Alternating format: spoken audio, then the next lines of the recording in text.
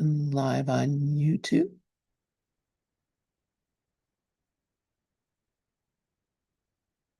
Just take a second. And there we go. Lydia Huston, this mic is all yours. All right. Thank you, Lynn. Okay, so we are continuing with Man's Search for Meaning. And this has been a really transformative experience for me to read this to you. I read it first in high school, and I just remember how much it moved me and how it made me want to delve further into the mechanisms of forgiveness, even though Man's Search for Meaning is not about forgiveness, but the theme of forgiveness runs throughout the entire book. So last week, where I left off, Dr. Frankel was detailing the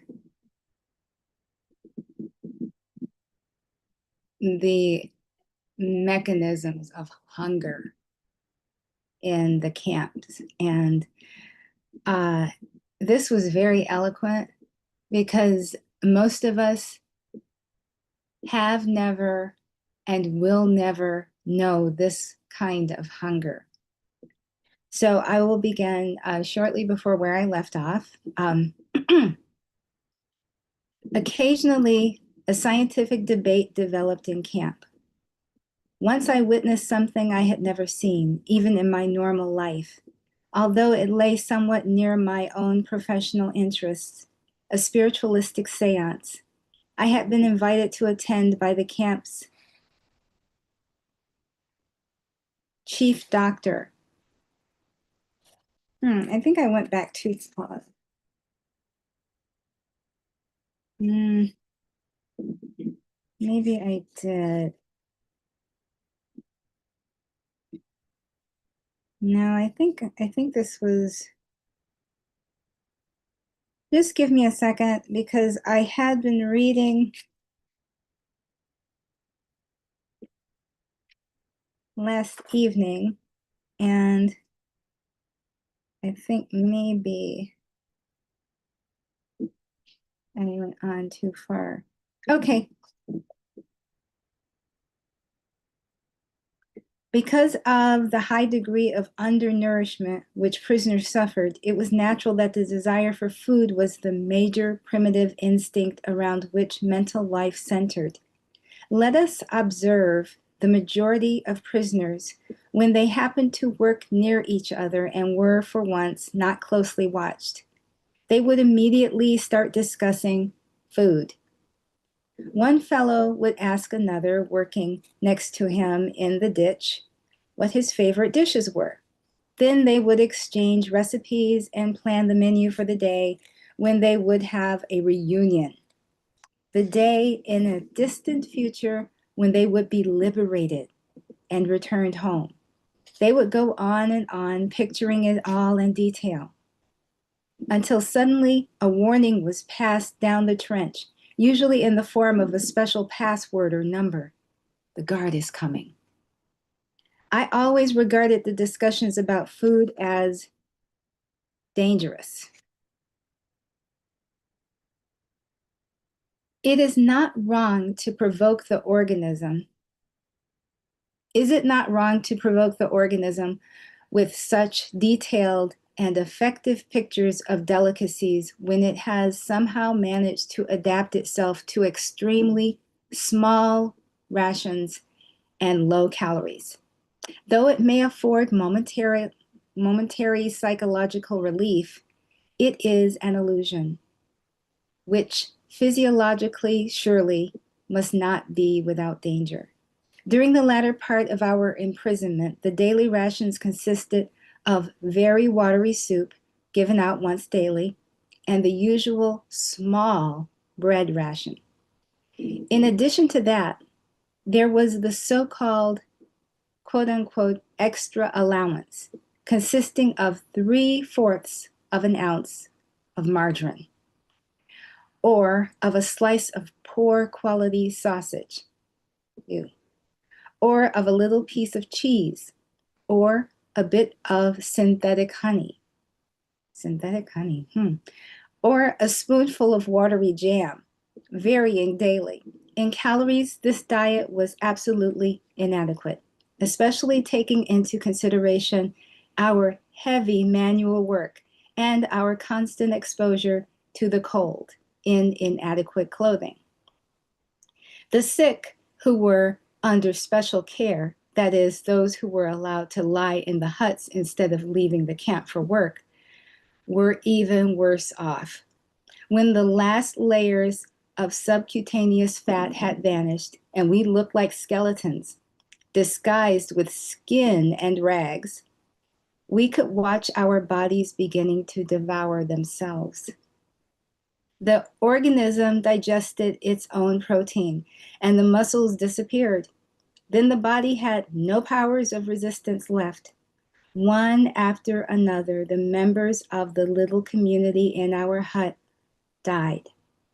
Each of us could calculate with fair accuracy whose turn would be next and when his own would come.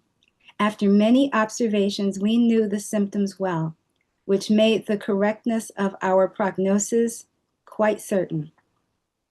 He won't last long, or this is the next one, we whispered to each other. And when, during our daily search for lice, we saw our own naked bodies in the evening, we thought alike. This body here, my body, is really a corpse already. What has become of me? I am but a small portion of a great mass of human flesh, of a mass behind barbed wire, crowded into a few earthen huts, a mass of which daily a certain portion begins to rot because it has become lifeless. I mentioned above how unavoidable were the thoughts about food and favorite dishes, which forced themselves into the consciousness of the prisoner whenever he had a moment to spare. Perhaps it can be understood then that even the strongest of us was longing for the time when he would have fairly good food again, not for the sake of good food itself, but for the sake of knowing that the subhuman existence, which had made us unable to think of anything other than food, would at last cease. Those who have not gone through a similar experience can hardly conceive of the soul-destroying mental conflict and clashes of will which a famished man experiences. They can hardly grasp what it means to stand digging in a trench, listening only for the siren to announce 9:30 or 10 a.m., the half-hour lunch interval, when bread would be rationed out, as long as it was still available, repeatedly asking the foreman, if he wasn't a disagreeable sort, what the time was, and tenderly touching a piece of bread in one's coat pocket, first stroking it with frozen, gloveless fingers, then breaking off a crumb and putting it in one's mouth, and finally, with the last bit of willpower, pocketing it again, having promised oneself that morning to hold out till afternoon. We could hold endless debates on the sense or nonsense of certain methods of dealing with the small bread ration, which was given out only once daily during the latter part of our confinement. There were two schools of thought. One was in favor of eating up the ration immediately. This had the twofold advantage of satisfying the worst hunger pangs for a very short time at least, once a day, and of safeguarding against possible theft or loss of the ration.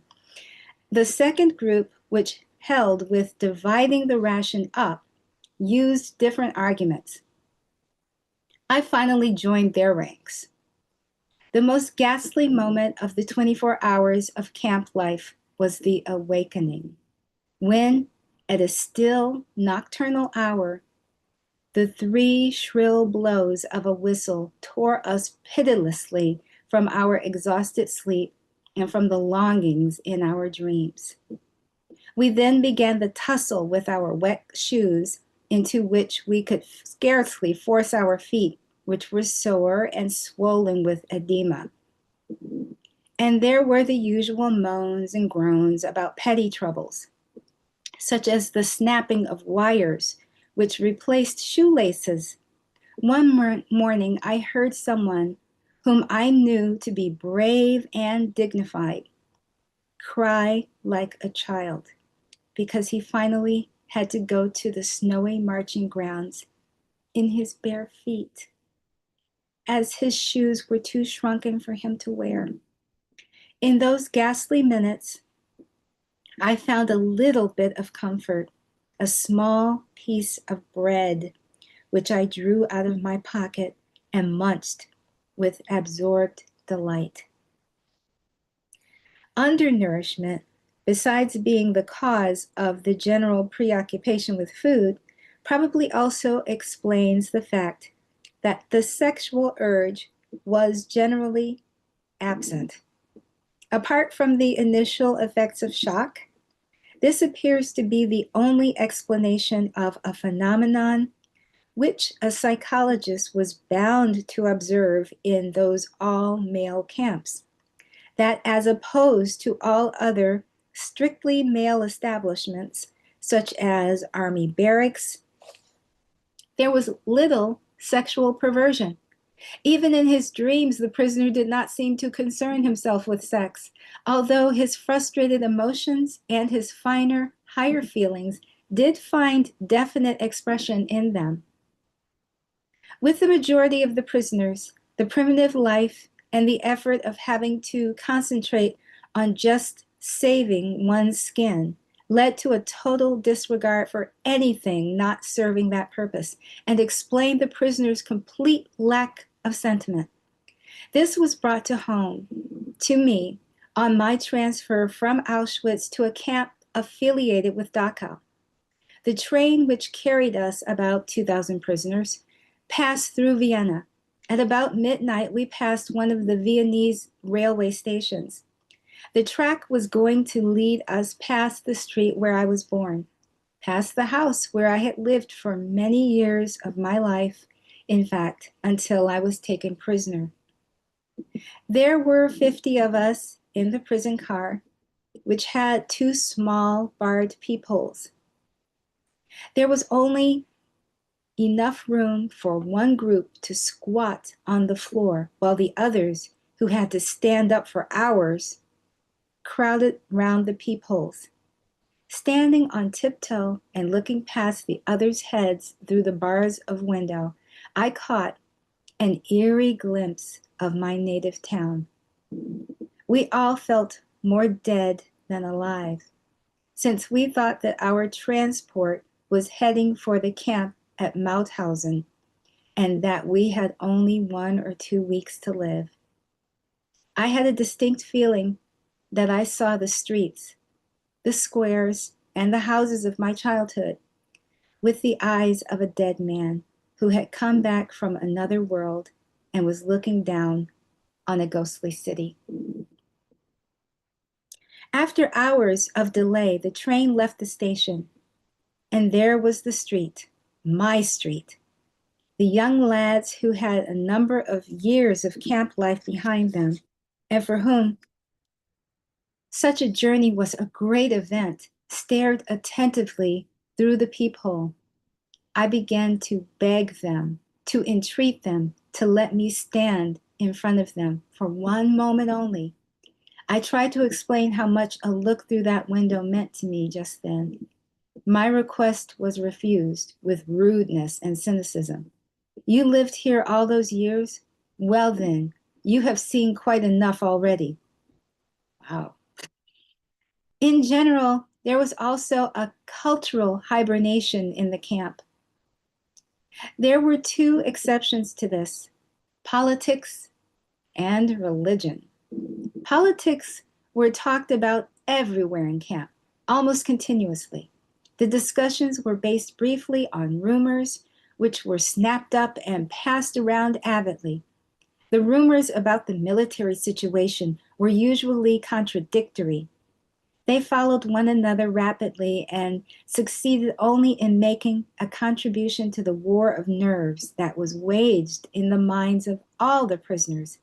Many times, hopes for a speedy end to the war, which had been fanned by optimistic rumors, were disappointed. Some men lost all hope, but it was the incorrigible optimists who were the most irritating companions. The religious interest of the prisoners, as far as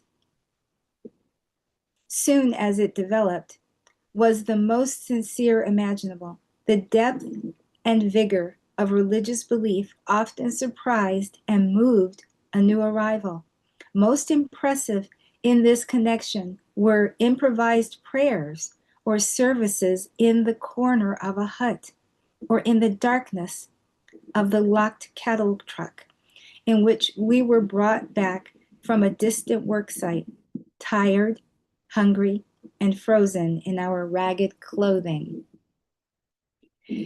In the winter and spring of 1945, there was an outbreak of typhus, which infected nearly all the prisoners. The mortality was great among the weak, who had to keep on with their hard work as long as they possibly could. The quarters for the sick were most inadequate. There were practically no medicines or attendants. Some of the symptoms of the disease were extremely disagreeable, an irrepressible aversion to even a scrap of food, which was an additional danger to life, and terrible attacks of delirium. The worst case of delirium was suffered by a friend of mine who thought that he was dying and wanted to pray. In his delirium, he could not find the words to do so. To avoid these attacks of delirium, I tried, as did many of the others, to keep awake for most of the night. For hours, I composed speeches in my mind. Eventually, I began to reconstruct the manuscript which I had lost in the disinfection chamber of Auschwitz, and scribbled the key words in shorthand on tiny scraps of paper. Occasionally, a scientific debate developed in camp. Once, I witnessed something I had never seen, even in my normal life, although it lay somewhat near my own professional interests. A spiritualistic seance. I had been invited to attend by the camp's chief doctor, also a prisoner, who knew that I was a specialist in psychiatry. The meeting took place in his small private room in the sick quarters. A small circle had gathered, among them, quite illegally, the warrant officer from the sanitation squad.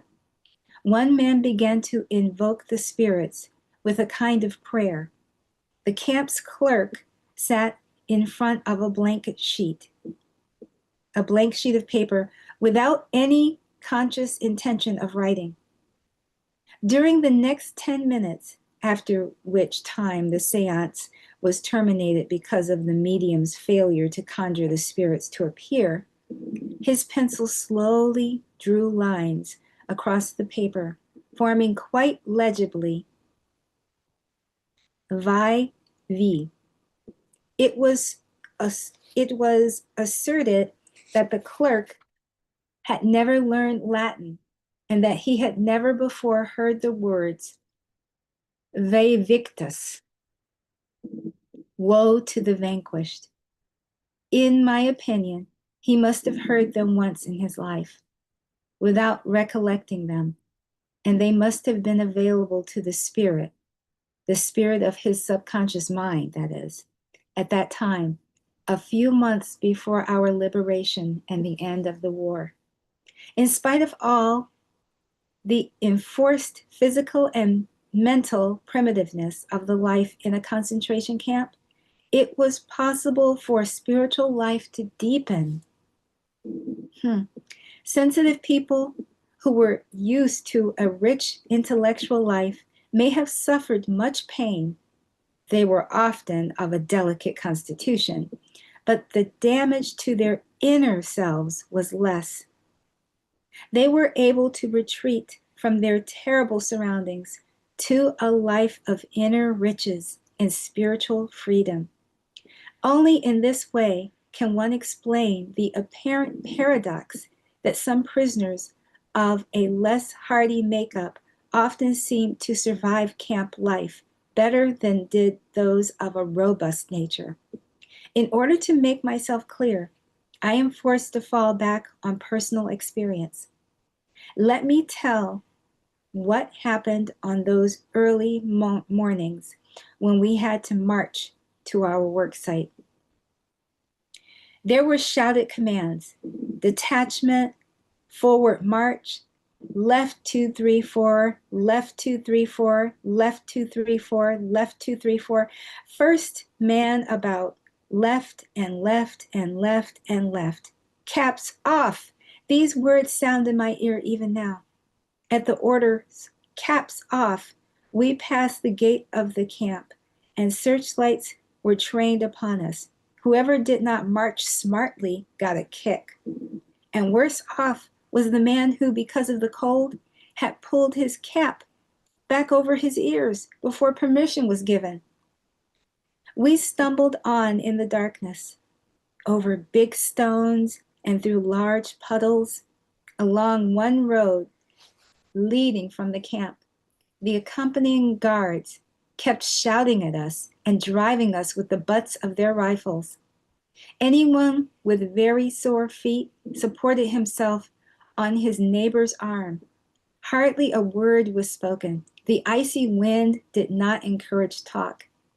Hiding his mouth behind his upturned collar, the man marching next to me whispered suddenly, "If our wives could see us now, I do hope they are better off in their camps and don't know what is happening to us." That brought thoughts of my own wife to mind.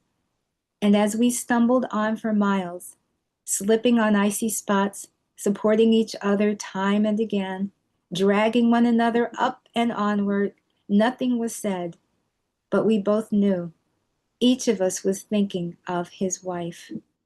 Occasionally, I looked at the sky, where the stars were fading and the pink light of the morning was beginning to spread behind a dark bank of clouds, but my mind clung to my wife's image.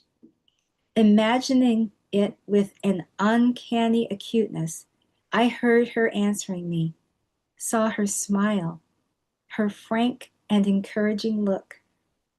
Real or not, her look was then more luminous than the sun, which was beginning to rise. A thought transfixed me. For the first time in my life, I saw the truth as it is set into song by so many poets, proclaimed as the final wisdom by so many thinkers. The truth that love is the ultimate and the highest goal to which man can aspire. Then I grasped the meaning of the greatest secret that human poetry and human thought and belief have to impart. The salvation of man is through love and in love. I understood how a man who has nothing left in this world still may know bliss, be it only for a brief moment, in the contemplation of his beloved.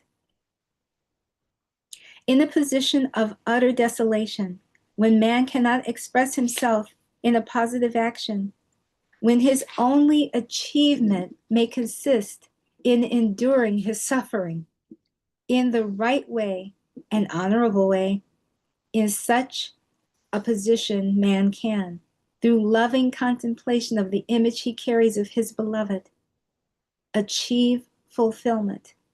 For the first time in my life, I was able to understand the meaning of the words, "The angels are lost in perpetual contemplation of an infinite glory." In front of me, A man stumbled, and those following him fell on top of him. The guard rushed over and used his whip on all of them. Thus, my thoughts were interrupted for a few minutes, but soon my soul found its way back from the prisoner's existence to another world, and I resumed talk with my loved one. I asked her questions, and she answered. She questioned me in return, and I answered. Stop! We had arrived at our work site. Everybody rushed into the dark hut in the hope of getting a fairly decent tool. Each prisoner got a spade or a pickaxe. Can't you hurry up, you pigs?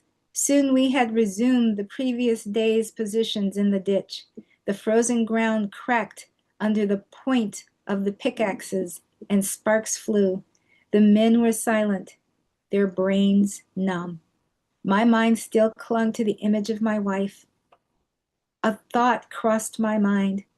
I didn't even know if she were still alive. I knew only one thing, which I have learned well by now. Love goes very far beyond the physical person of the beloved.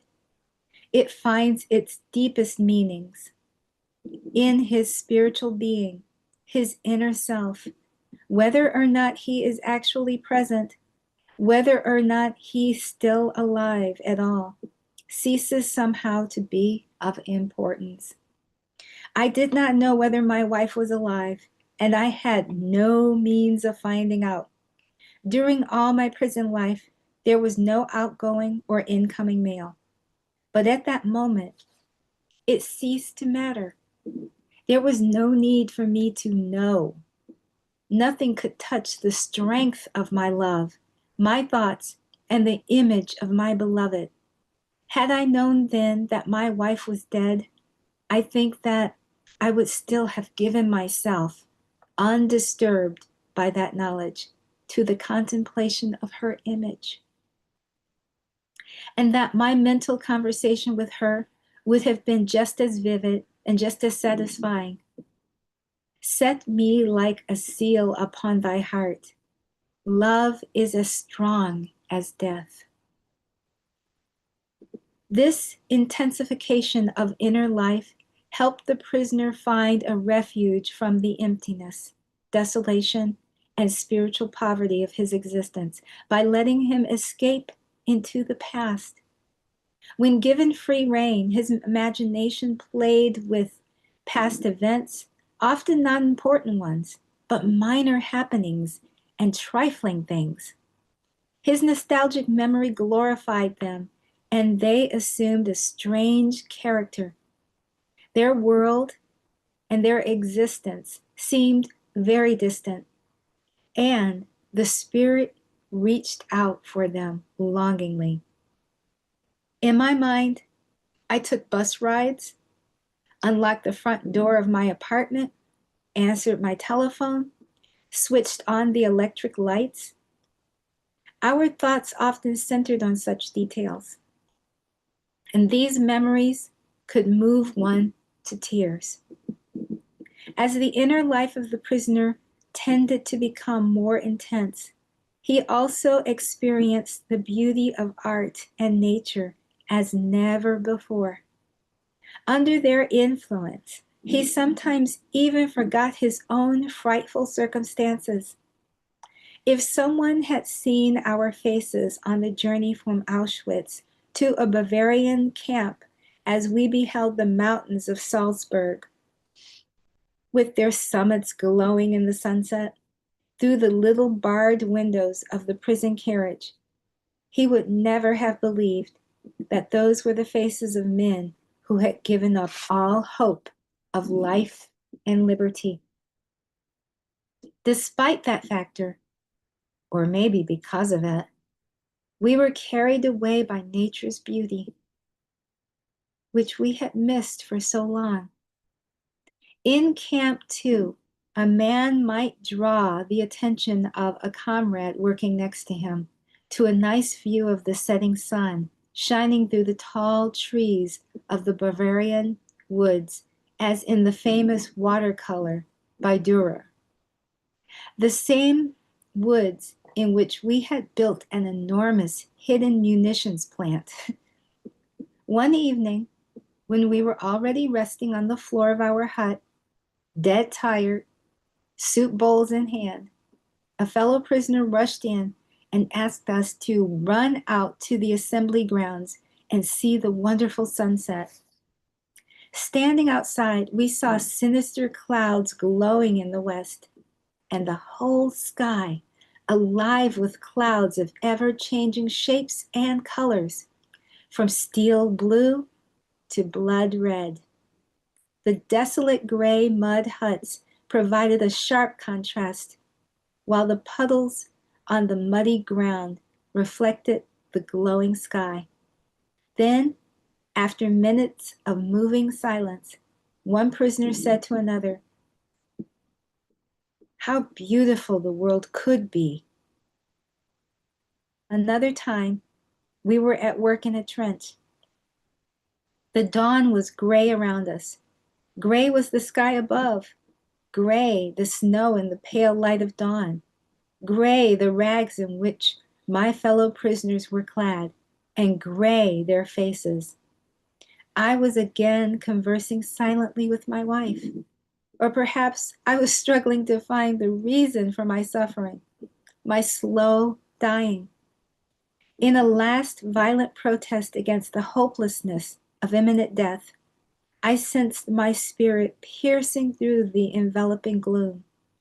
I felt it transcend that hopeless, meaningless world, and from somewhere I heard a victorious yes in answer to my question of the existence of an ultimate purpose.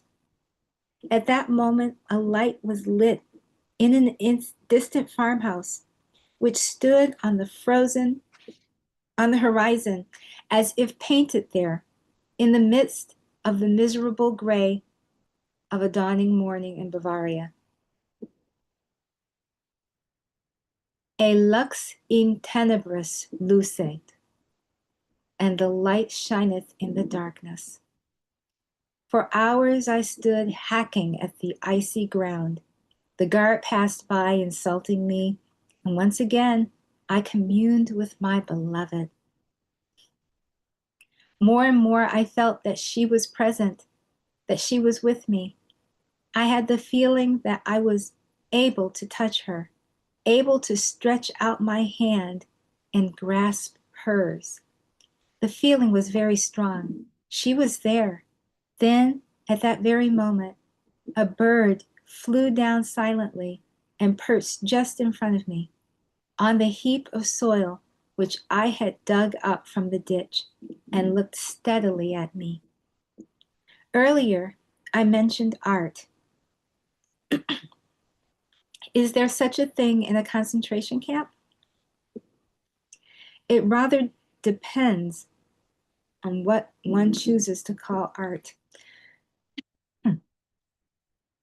A kind of cabaret was improvised from time to time. A hut was cleared temporarily. A few wooden benches were pushed or nailed together, and a program was drawn up.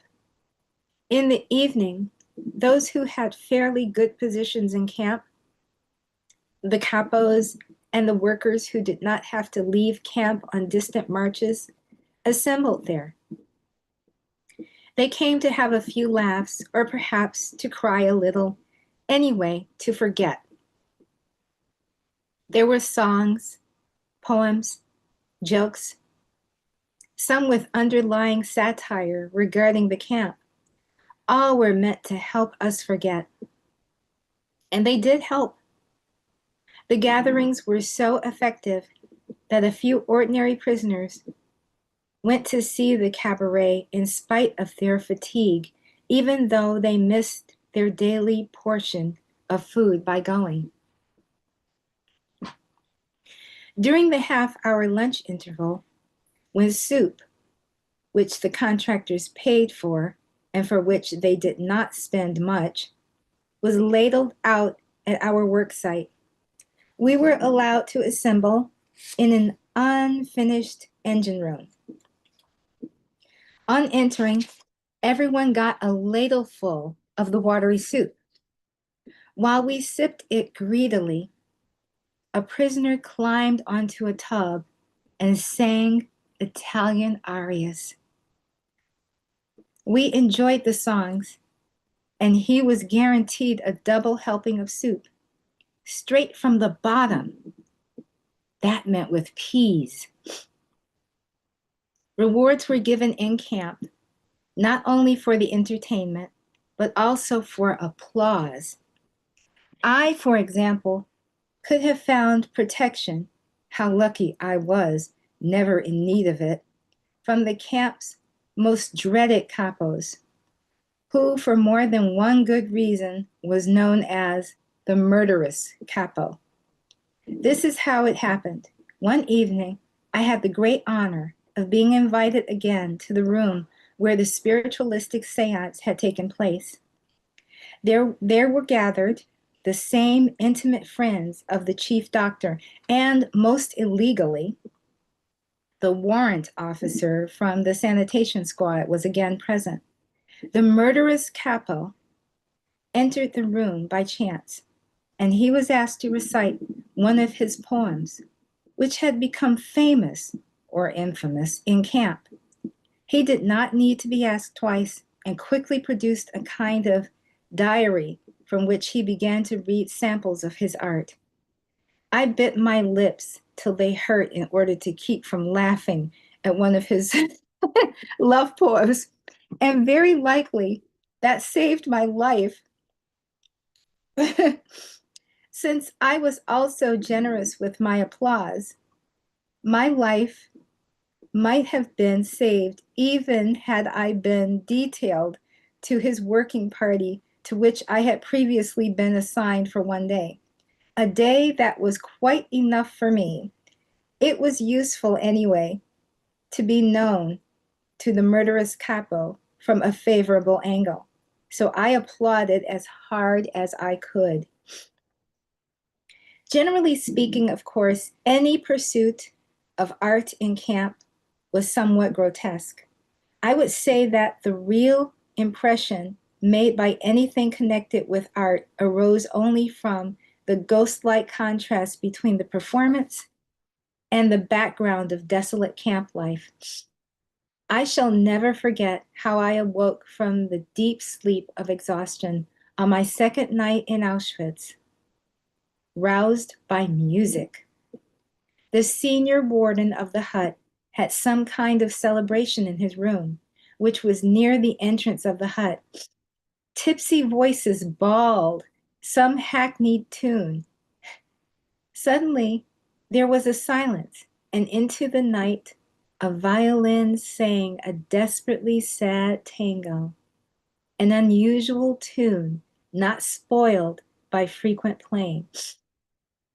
The violin wept, and a part of me wept with it, for on that same day, someone had a 24th birthday. Wow. That someone lay in another part of the Auschwitz camp, possibly only a few hundred or 1,000 yards away, and yet completely out of reach. That someone was my wife. To discover that there was any semblance of art in a concentration camp must be surprise enough for any outsider. But he may be even more astonished to hear that one could find a sense of humor there as well. Of course, only the faint trace of one, and then only for a few seconds or minutes. Humor was another of the soul's weapon in the fight for self-preservation. Pardon me.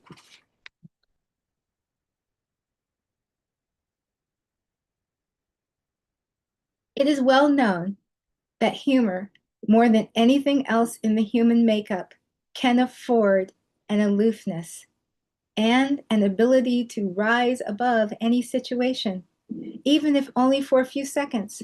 I practically trained a friend of mine who worked next to me on the building site to develop a sense of humor.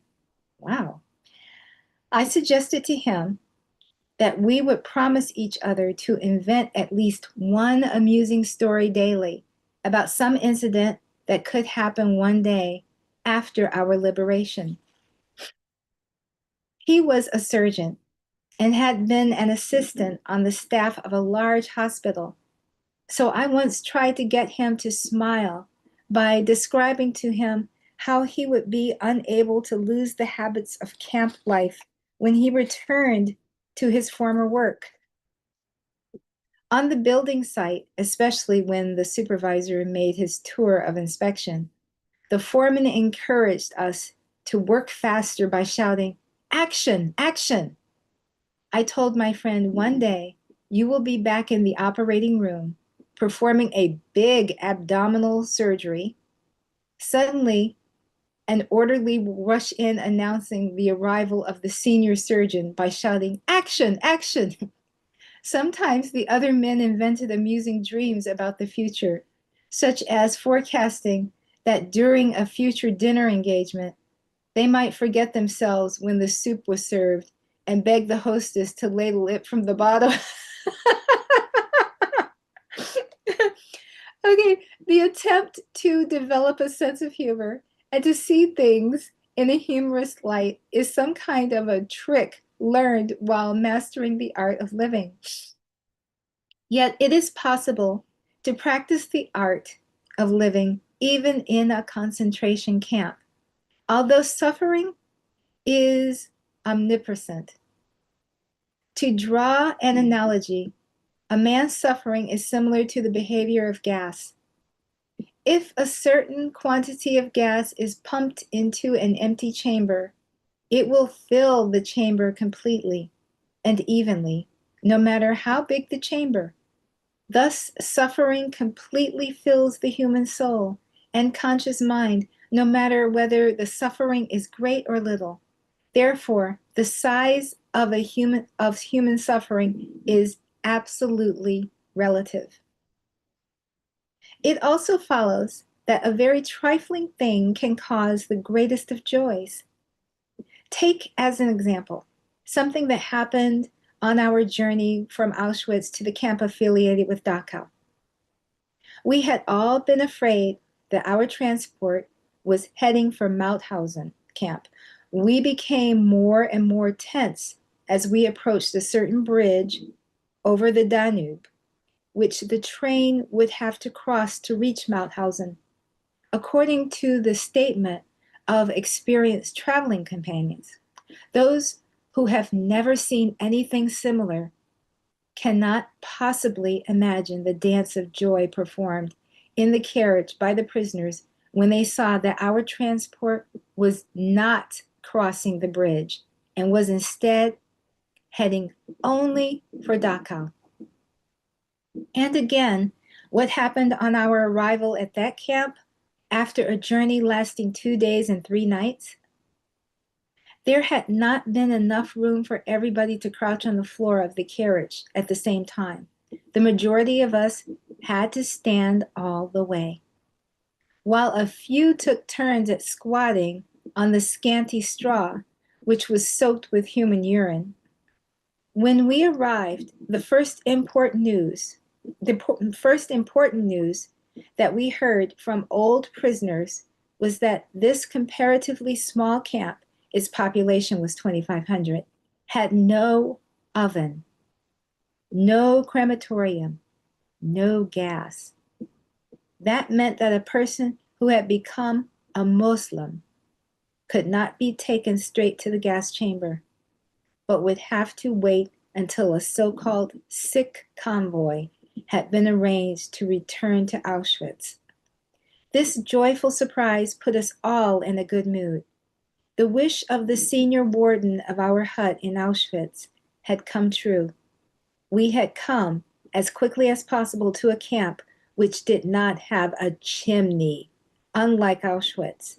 We laughed and cracked jokes in spite of and during all we had to go through, in the next few hours. When we knew arrivals were counted, one of us was missing. So we had to wait outside in the rain and cold wind until the missing man was found. He was at last discovered in a hut where he had fallen asleep from exhaustion. Then the roll call was turned into a punishment parade. All through the night and late into the next morning, we had to stand outside frozen and soaked to the skin after the strain of our long journey. And yet we were all very pleased. There was no chimney in this camp, and Auschwitz was a long way off.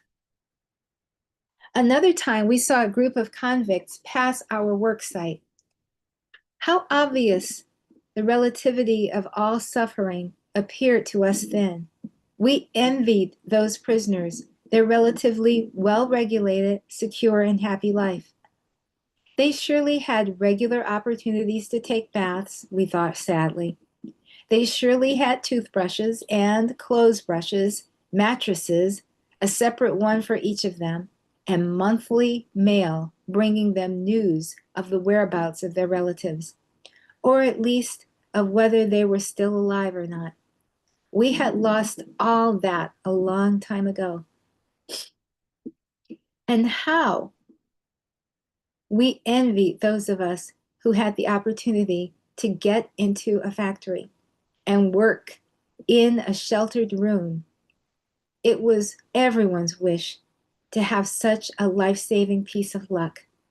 The scale of relative luck extends even further, even among those detachments outside the camp, in one of which I was a member. There were some units which were considered worse than others. One could envy a man who did not have to wade in deep, muddy clay on a steep slope, emptying the tubs of a small field railway for 12 hours daily. Most of the daily accidents occurred on this job, and they were often fatal. In other work parties, the foreman maintained an apparently local tradition of dealing out numerous blows, which made us talk of the relative luck of not being under their commands, or perhaps of being under it only temporarily. Once, by an unlucky chance, I got into such a group.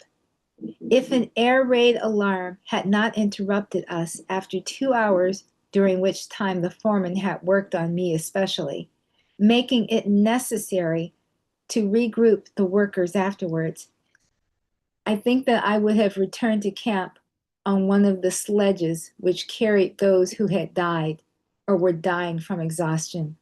No one can imagine the relief that the siren can bring in such a situation. Not even a boxer who has heard the bell signifying the finish of a round and who is thus saved at the last minute from the danger of a knockout. We were grateful for the smallest mercies.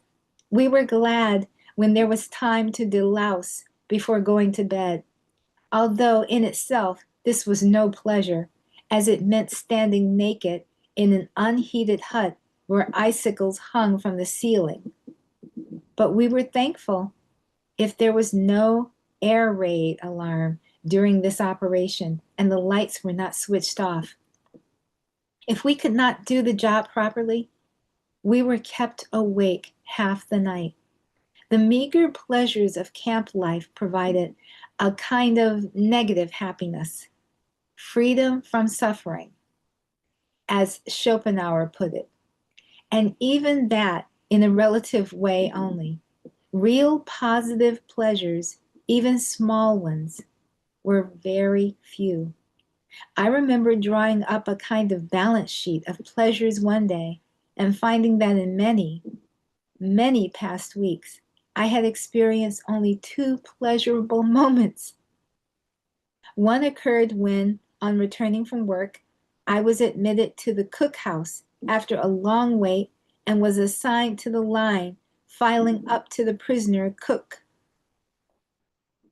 He stood behind one of the huge pans and ladled soup into the bowls, which were held out to him by the prisoners, who hurriedly filed past. He was the only cook who did not look at the men whose bowls he was filling, the only cook who dealt out the soup equally, regardless of recipient, and who did not make favorites of his personal friends and countrymen, picking out the potatoes for them, while the others got watery soup skimmed from the top. But it is not for me to pass judgment on those prisoners who put their own people above everyone else. Who can throw a stone at a man who favors his friends under circumstances when, sooner or later, it is a question of life or death? No man should judge unless he asks himself, in absolute honesty, whether in a similar situation he might not have done the same thing. Long after I had resumed normal life again, that means a long time after my release from camp, somebody showed me an illustrated weekly with photographs of prisoners lying crowded on their bunks, staring dully at a visitor. Isn't this terrible? The dreadful staring faces, everything about it. Why? I asked, for I genuinely did not understand. For at that moment, I saw it all again. At 5 a.m., it was still pitch dark outside. I was lying on the hard boards in an earthen hut where about 70 of us were taken care of. We were sick and did not have to leave camp for work. We did not have to go on parade. We could lie all day in our little corner in the hut and doze and wait for the daily distribution of bread, which of course was reduced for the sick. Wow. And for the daily helping of soup, watered down and also decreased in quantity for the sick. But how content we were, happy in spite of everything, while we were cowered against each other to avoid any unnecessary loss of warmth. We're too lazy and disinterested to move a finger unnecessarily.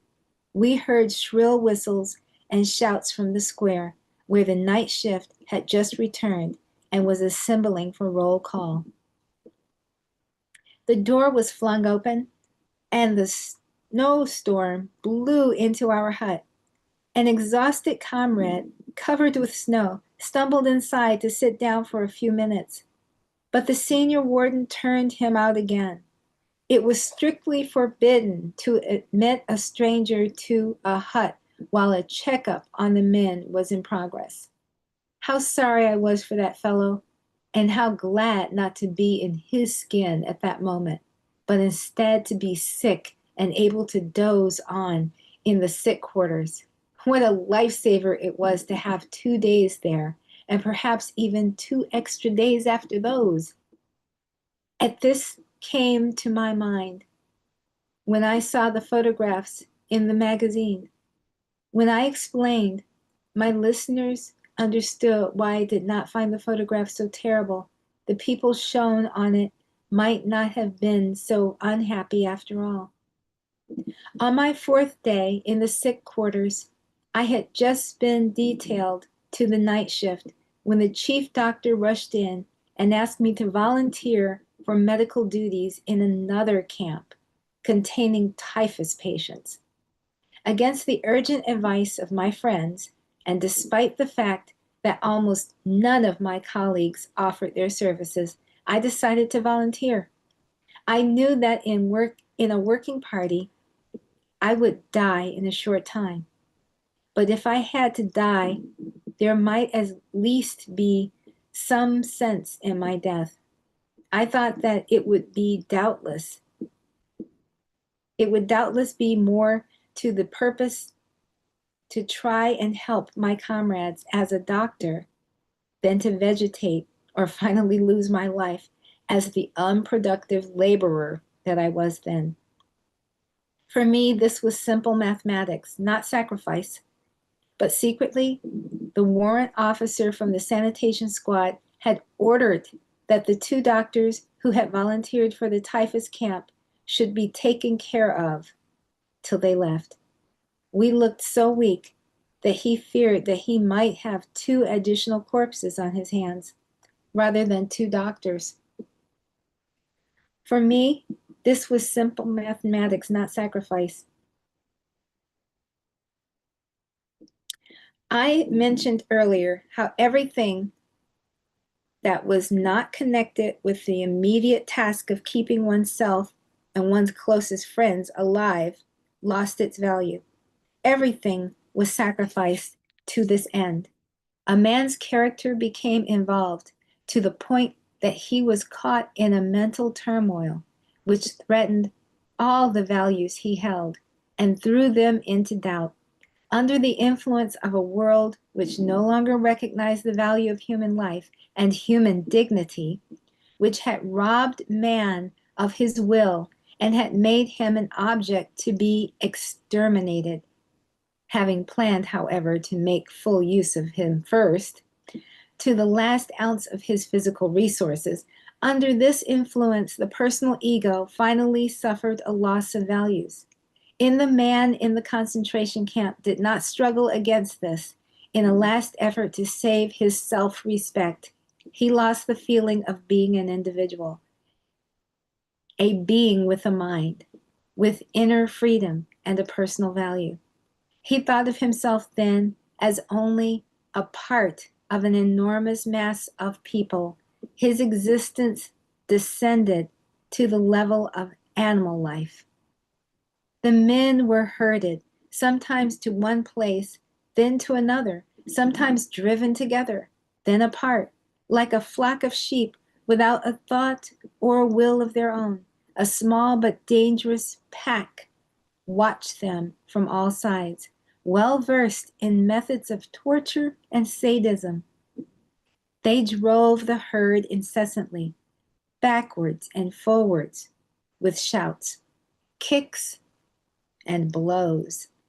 And we, the sheep, thought of two things only: how to evade the bad dogs and how to get a little food. Just like sheep that crowd timidly into the center of a herd, each of us tried to get into the middle of our formations. That gave one a better chance of avoiding the blows of the guards who were marching on either side and to the front and rear of our column. The central position had the added advantage of affording protection against the bitter winds. It was, therefore, in an attempt to save one's own skin that one literally tried to submerge into the crowd. This was done automatically in the formations, but at other times it was very conscious effort on our part. In conformity with one of the camp's most imperative laws of self-preservation, do not be conspicuous. We tried at all times to avoid attracting the attention of the SS. There were timers, of course, when it was possible and even necessary to keep away from the crowd. It is well known that an enforced community life, in which attention is paid to everything one does at all times, may result in an irresistible urge to get away, at least for a short while. The prisoner craved to be alone with himself and his thoughts. He yearned for privacy and for solitude. After my transportation to a so-called rest camp, I had the rare fortune to find solitude for about 5 minutes at a time. Behind the earthen hut where I worked, and in which were crowded about 50 delirious patients, there was a quiet spot in a corner of the double fence of barbed wire surrounding the camp. A tent had been improvised there with a few poles and branches of trees in order to shelter a half dozen corpses. The daily death rate in the camp. There was also a shaft leading to the water pipes. I squatted on the wooden lid of this shaft whenever my services were not needed. I just sat and looked out at the green flowering slopes and the distant blue hills of the Bavarian landscape, framed by the meshes of barbed wire. I dreamed longingly, and my thoughts wandered north and northeast in the direction of my home, but I could only see clouds. The corpses near me, crawling with lice, did not bother me. Only the steps of passing guards could rouse me from my dreams. Or perhaps it would be a call to the sick bay or to collect a newly arrived supply of medicine from my hut, consisting of perhaps 5 or 10 tablets of aspirin to last for several days for 50 patients. I collected them and then did my rounds, feeling the patients' pulses and giving half tablets to the serious cases. But the desperately ill received no medicine. It would not have helped, and besides, it would have deprived those for whom there was still hope. For light cases, I had nothing, except perhaps a word of encouragement. In this way, I dragged myself from patient to patient, though I myself was weak and exhausted from a serious attack of typhus. Then I went back to my lonely place on the wood cover of the water shaft. This shaft, incidentally, once saved the lives of 3 fellow prisoners. Shortly before liberation, mass transports were organized to go to Dachau, and these 3 prisoners wisely tried to avoid the trip. They climbed down the shaft and hid there from the guards. I calmly sat on the lid, looking innocent and playing a childish game of throwing pebbles at the barbed wire. On spotting me, the guard hesitated for a moment, but then passed on. Soon I could tell the 3 men below that the worst danger was over. It is very difficult for an outsider to grasp how very little value was placed on human life in camp. The camp inmate was hardened, but possibly became more conscious of this complete disregard for human existence when a convoy of sick men was arranged. The emaciated bodies of the sick were thrown on 2-wheeled carts, which were drawn by prisoners for many miles, often through snowstorms, to the next camp. If one of the sick men had died before the cart left, he was thrown on anyway. The list had to be correct. The list was the only thing that mattered. A man counted only because he had a prison number. One literally became a number. Dead or alive, that was unimportant. The life of a number was completely irrelevant. What stood behind that number and that life mattered even less. The fate, the history, the name of the man.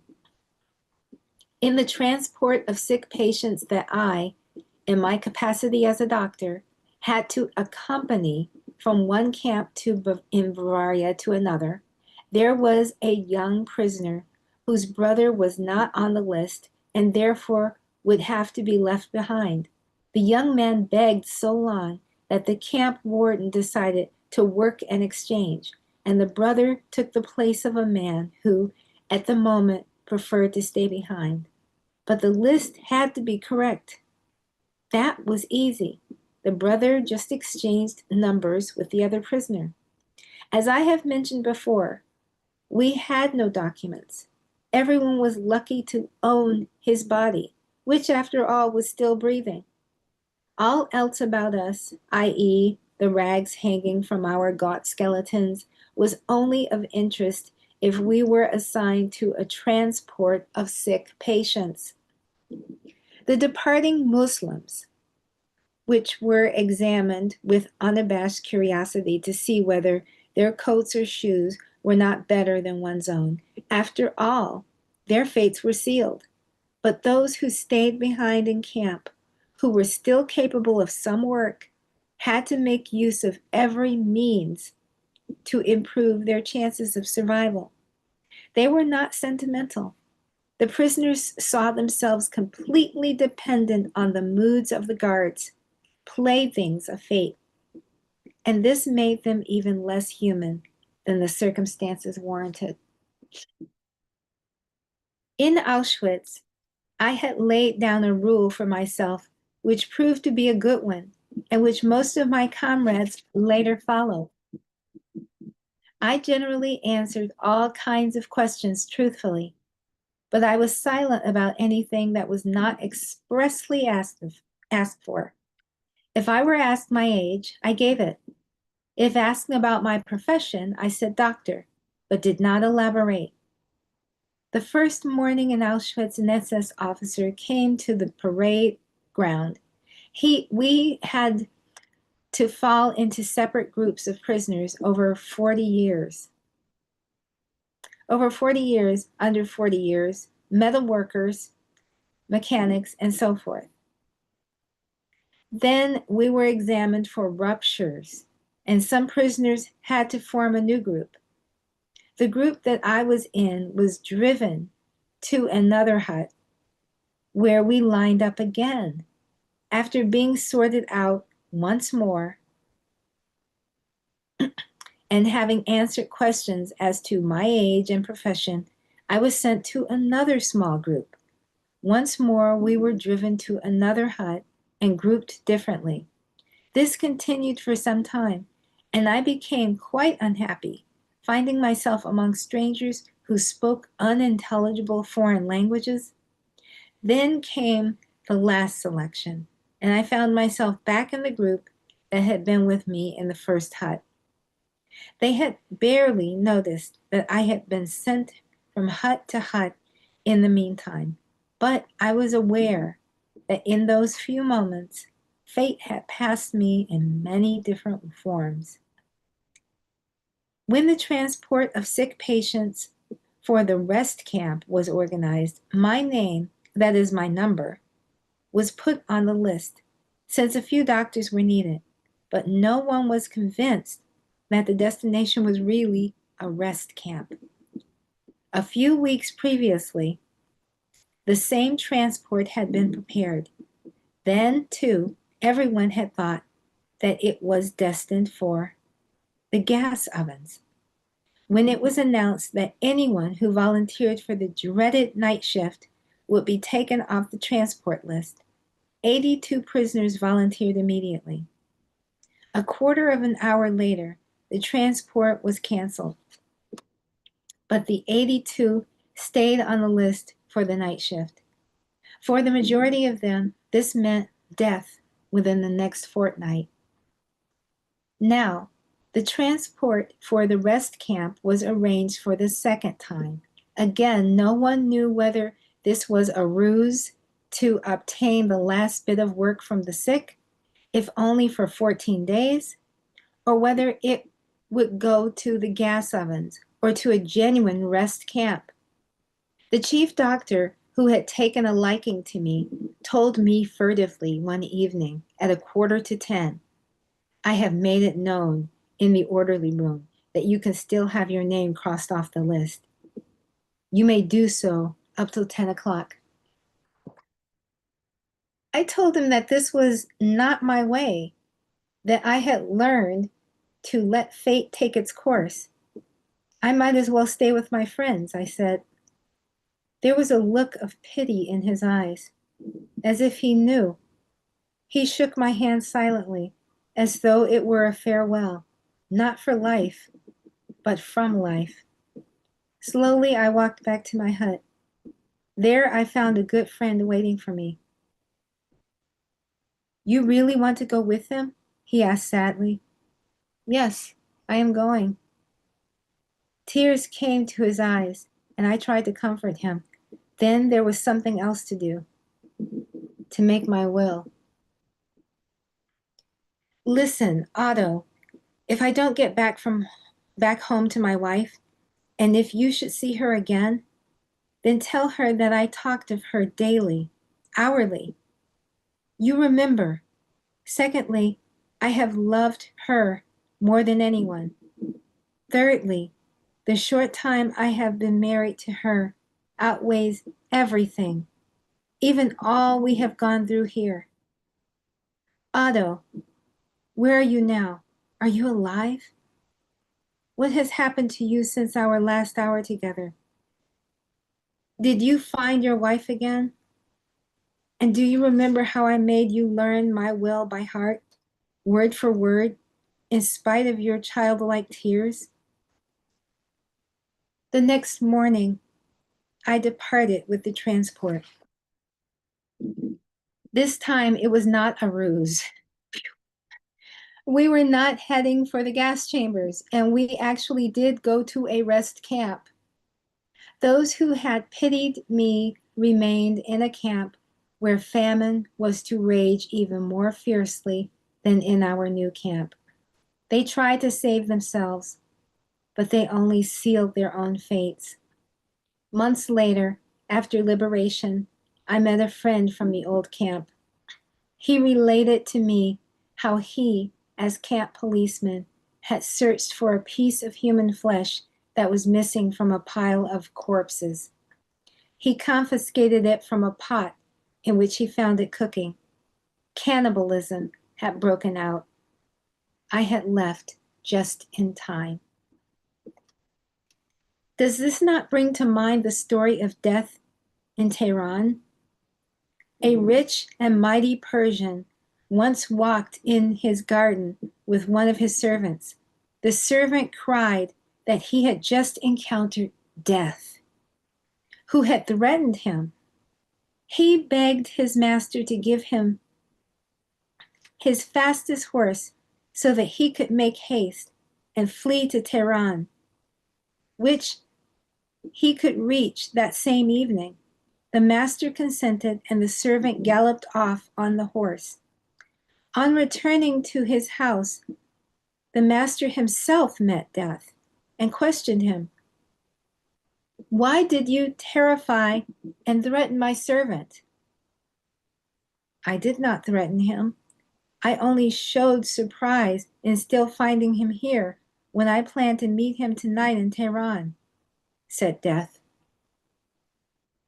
The camp inmate was frightened of making decisions and of taking any sort of initiative whatsoever.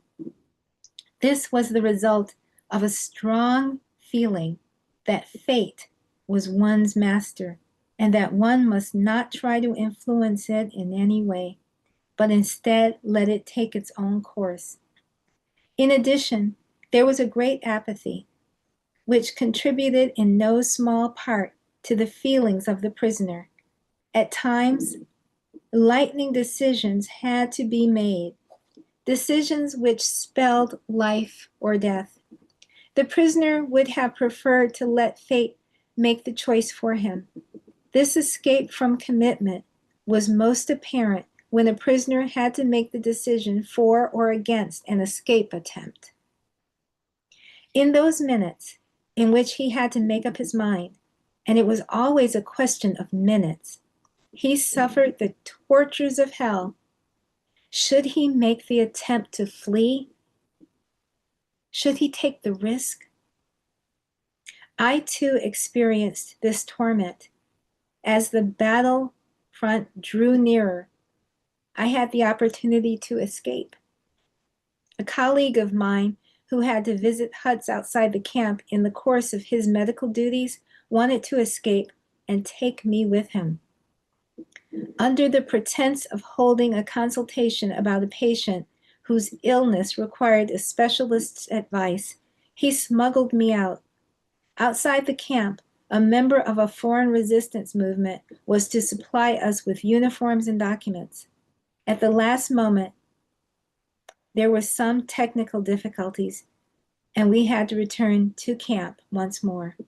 We used this opportunity to provide ourselves with provisions, a few rotten potatoes, and to look for a rucksack.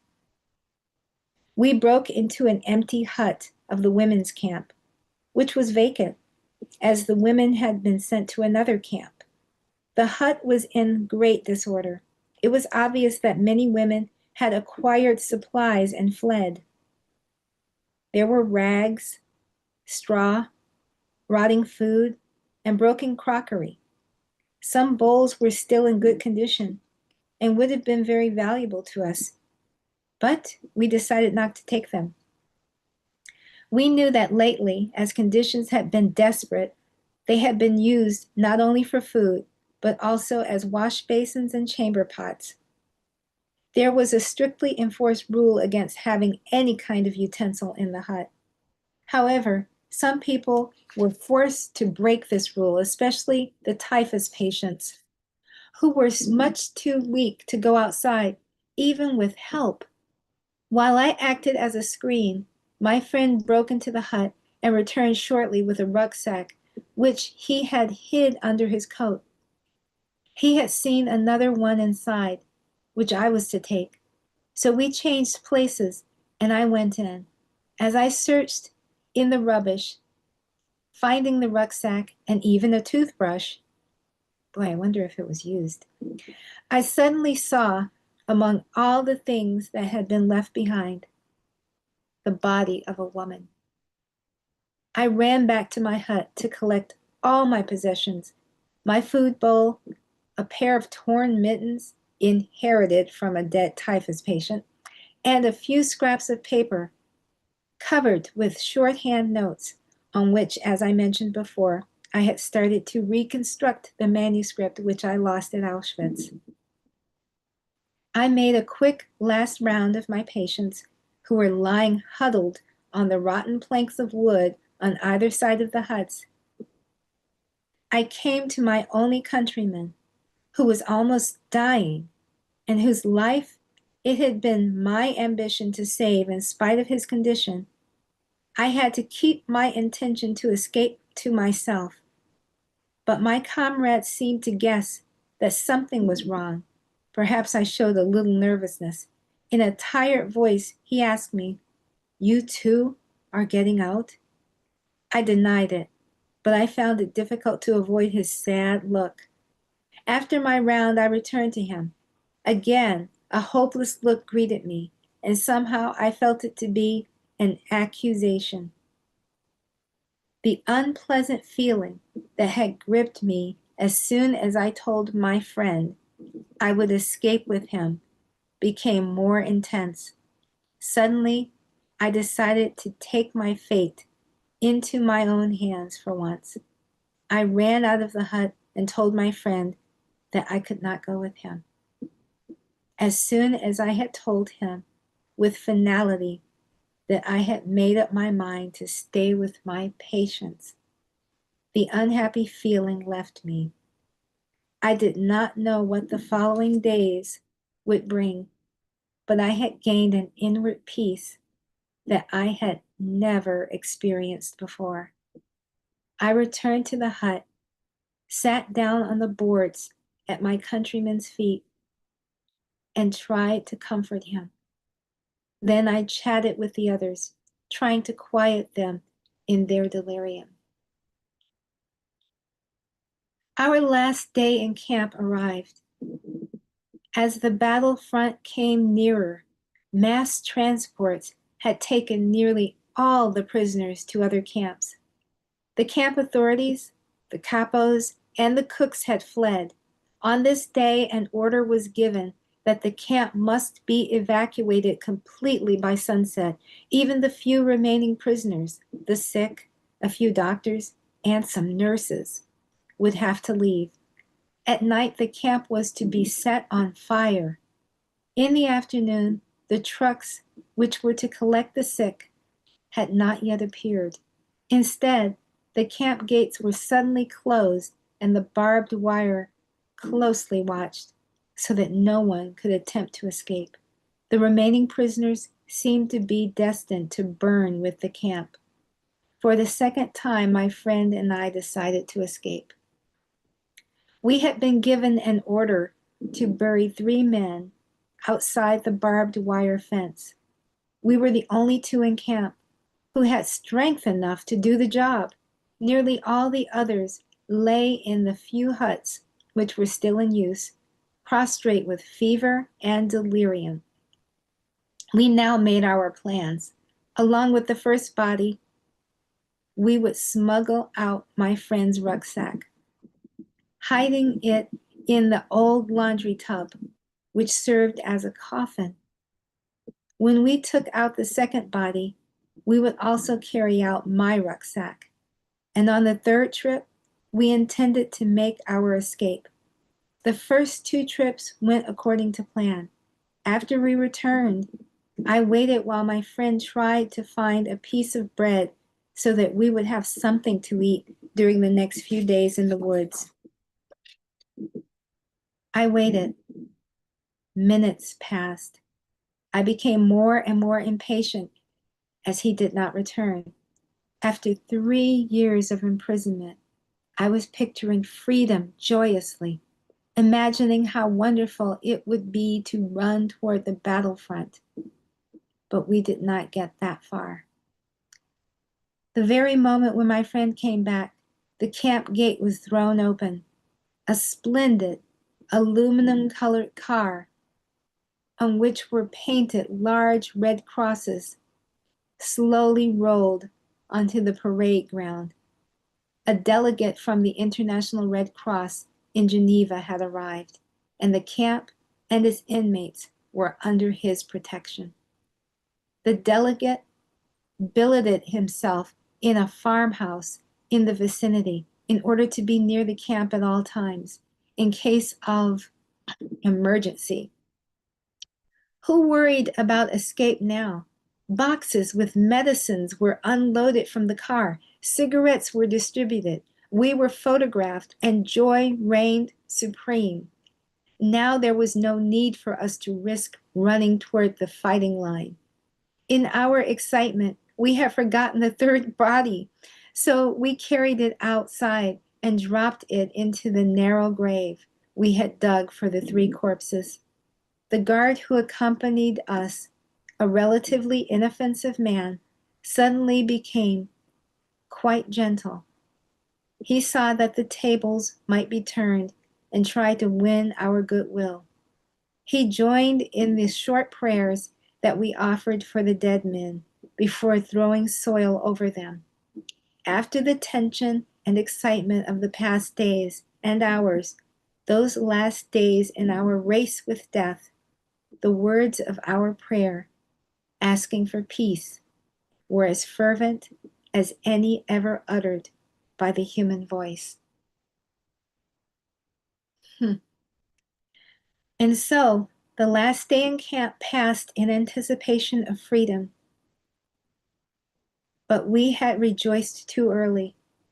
The Red Cross delegate had assured us that an agreement had been signed and that the camp must not be evacuated. But that night the SS arrived with trucks and brought an order to clear the camp.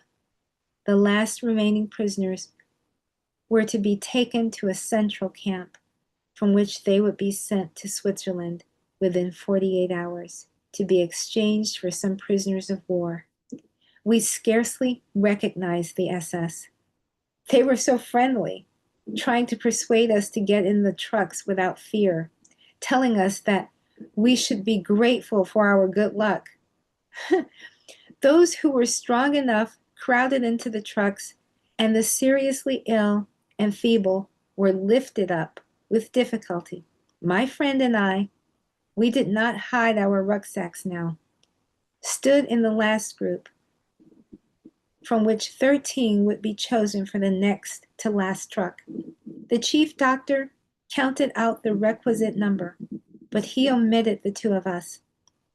The 13 were loaded into the truck, and we had to stay behind.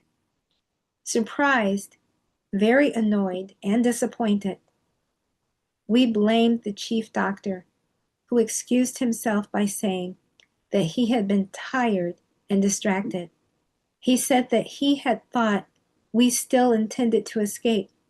Impatiently, we sat down, keeping our rucksacks on our backs, and waited with the few remaining prisoners for the last truck. We had to wait a long time. Finally, we lay down on the mattresses of the deserted guard room, exhausted by the excitement of the last few hours and days, during which we had fluctuated continually between hope and despair. We slept in our clothes and shoes, ready for the journey. The noise of rifles and cannons woke us. The flashes of tracer bullets and gunshots entered the hut. The chief doctor dashed in and ordered us to take cover on the floor. One prisoner jumped on my stomach from the bed above me. Wow. And with his shoes on, that awakened me all right. Then we grasped what was happening. The battlefront had reached us. The shooting decreased and morning dawned. Outside, on the pole at the camp gate, a white flag floated in the wind.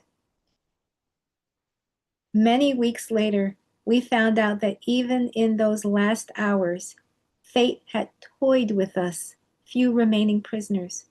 We found out just how uncertain human decisions are, especially in matters of life and death. I was confronted with photographs which had been taken in a small camp not far from ours. Our friends who had thought they were traveling to freedom that night had been taken in the trucks to this camp, and there they were locked in the huts and burned to death. Their partially charred bodies were recognizable on the photograph. I thought again of death in Tehran. Apart from this role as a defensive mechanism, the prisoner's apathy was also the result of other factors. Hunger and lack of sleep contributed to it, as they do in normal life also, and to the general irritability, which was another characteristic of the prisoner's mental state. The lack of sleep was due partly to the pestering of vermin, which infested the terribly overcrowded huts because of the general lack of hygiene and sanitation. The fact that we had neither nicotine nor caffeine also contributed to the state of apathy and irritability. Besides these physical causes, there were mental ones in the form of certain complexes.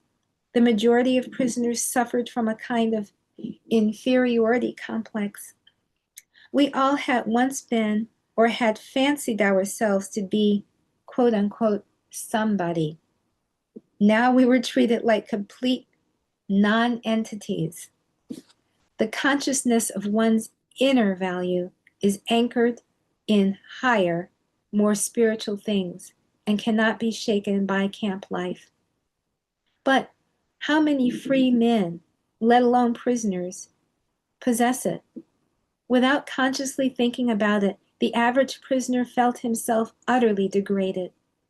This became obvious when one observed the contrasts offered by the singular sociological structure of the camp.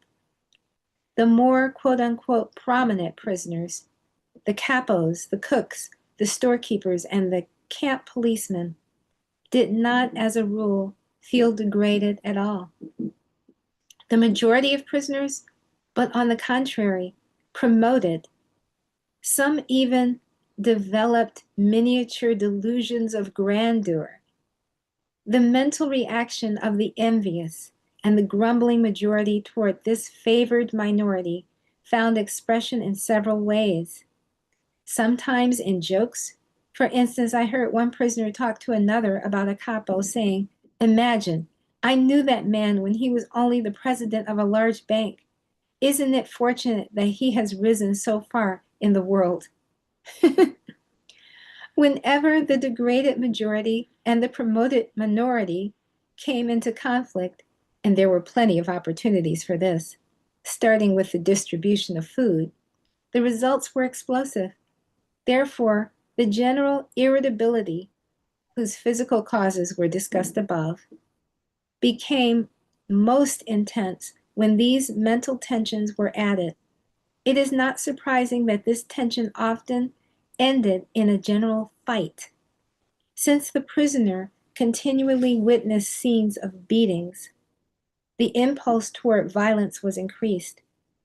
I myself felt my fists clench when anger came over me while I was famished and tired. I was usually very tired since we had to stoke our stove, which we were allowed to keep in our hut for the typhus patients, throughout the nights. However, some of the most idyllic hours I have ever spent were in the middle of the night when all of the others were delirious or sleeping. I could lie stretched out in front of the stove and roast a few pilfered potatoes in a fire made from stolen charcoal. But the following day, I always felt even more tired, insensitive, and irritable. I am going to end it there and take it up again next week. Um, I guess I guess I was not able to get as close to the end of the first part as I wanted to, but at least I've gotten to the part where his camp was liberated. Um, that was one of the more moving parts. Just poor Dr. Frankel discovering the fate of the prisoners that he thought were going on to freedom and liberation. Uh, gosh, the Nazi system was really very insensitive, and they had no regard for human life whatsoever. Um, it was very shocking. Yeah. Even shocking more was to read about all of this and discover that still there were movements about in Europe to actually suppress this knowledge and to convince people that it never happened. Crazy, all right. And the kind of the same thing is happening in this country. Uh, Mm-hmm. and so, we got we got to be vigilant. And that's it. So, well, thank you so much, Lydia. I really appreciate listening to all that. I have never read this book before, so it's good to hear it, and look forward to having you back next week and continuing on. I love Thank you.